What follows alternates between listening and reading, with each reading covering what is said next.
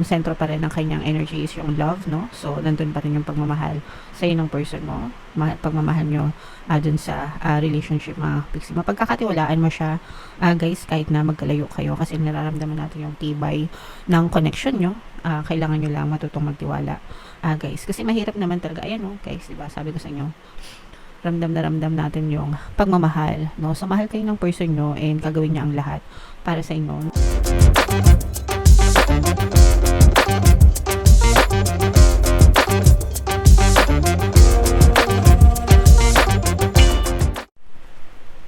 Hello guys, hello Scorpio, welcome back to Pinoy Pixie Tarot. Ang pamagat ng episode natin for tonight is feelings reading. Anong nararamdaman niya sa'yo? So, titingnan natin yung feelings ng person nyo, guys. Pwedeng ma-pick up yung energy nyo, pwedeng ma-pick up yung energy ng person nyo, pwedeng magkabaliktad yung roles if in case hindi kayo naka-resonate dito. Try nyong panoorin yung video dun sa zodiac sign ng person nyo, guys. Baka nandun yung energy nyo. So, unahin natin tong deck na to. Tingnan natin yung mga emosyon na nakapaloob sa inyong relasyon, mga kapiksi. Pwedeng nararamdaman nyo, nararamdaman nila, or parehas nyong nararamdaman. So, dito guys, merong nagsisisi, no? Ito yung energy na nagsisisi, mga kapiksi. Pinagsisihan yung mga nagawa, pinagsisihan yung mga desisyon.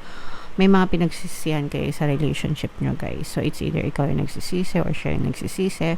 Pero may mga bagay na pinagsisihan kayo na nangyari dun sa relasyon nyo, mga kapiksi. Pwedeng may nagawa kayong hindi maganda sa kanila or nasabi, and ganun din sila sa inyo, mga kapiksi. Even if hindi kayo direktang nagsusorry sa isa't isa, pero nandun yung repentance, guys. Okay? And may pagmamahal, no? And this is out of respect and love, guys, para sa isa't isa.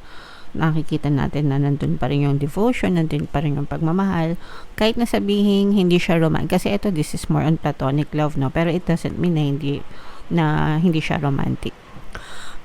More on yung pagiging affectionate. Especially, guys, kapag matagal na yung relationship nyo, diba? Sometimes wala na yung kilig, wala na yung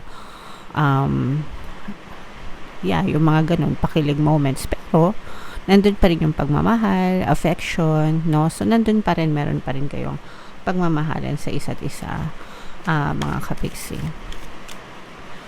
And, another one, nahihiya, guys, no? So, meron ditong embarrassed. So, ito guys, feeling ko kung sino tong nagsisisi na to, nahihiya siya dun sa nagawa sa relationship, nahihiya siya dun sa mga nasabi, ganyan, or kung ano man yung mga pinagsisihan. May halong pagkahiya and may halong pagsisisi din, guys, no? So, pwedeng may nalaman kayong sikreto or may nabunyag, no, sa inyong pagsasama, guys. So, titingnan natin yan, guys, kung bakit may mga gantong klaseng emosyon. Comment down below if feeling nyo naka-resonate kayo dyan. Tingnan natin itong, this is more on your partner's energy, guys. So, tingnan natin yung feelings nila sa inyo. Shuffle natin to. Habang sinashuffle ko to, panoorin nyo muna yung video natin regarding sa ating paano mag-manifest ng abundance video course. Kapiksi, sawa ka na ba sa mga struggles at hirap sa buhay mo? Masipag ka ba at masikap sa buhay ngunit hindi ka pa rin umaasenso? Ilang beses ka na bang nag-attempt mag-negosyo at mag-invest pero palagi ka pa rin nalulugi? Sa pagkakataon na ito ay maaaring may subconscious beliefs ka na nagiging balakid sa iyong pag-unlad at pagyaman. Introducing, paano mag-manifest ng abundance video course. Dito ay matututunan mong ma-overcome ang mga balakid mo para tuluyan ka ng umunlad, umasenso, sumagana, maging matagumpay, successful at maswerte sa iyong kabuhayan, pera, trabaho, negosyo, salapi at kaperahan ng bonggang-bongga. Dali, mag-send na ng email sa pinoypixie@gmail.com at simulan na ang iyong pagyaman ngayon. Alright, so sa lahat ng gusto mag-avail ng course, guys, meron tayong promo ngayong November. Magbibigay tayo ng 500 pesos na discount until November 30, guys, kaya mag-avail na kayo. And meron din tayong bagong course, paano mawala ang third party at magkaroon ng harmonious na relationship para mawala yung mga kabit ng mga jowa nyo, guys.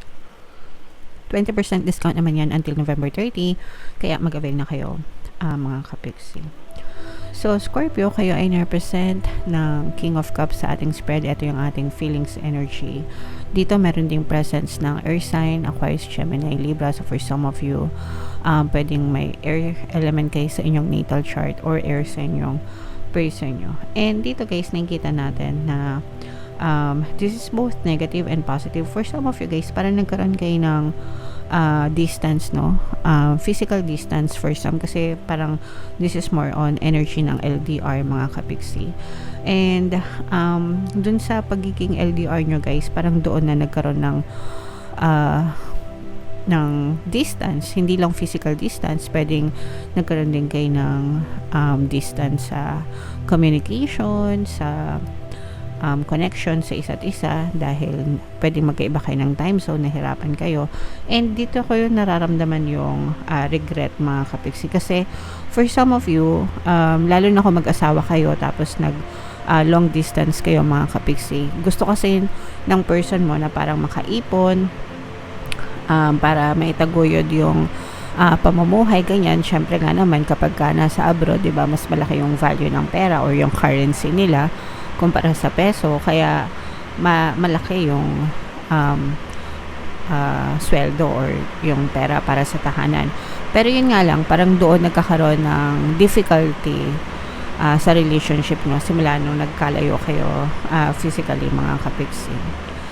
Pero you're trying to, parang yung person nyo and kayo din, you're trying to save both the relationship, and parang sila, nagsisave din sila ng pera para makauwi na, okay?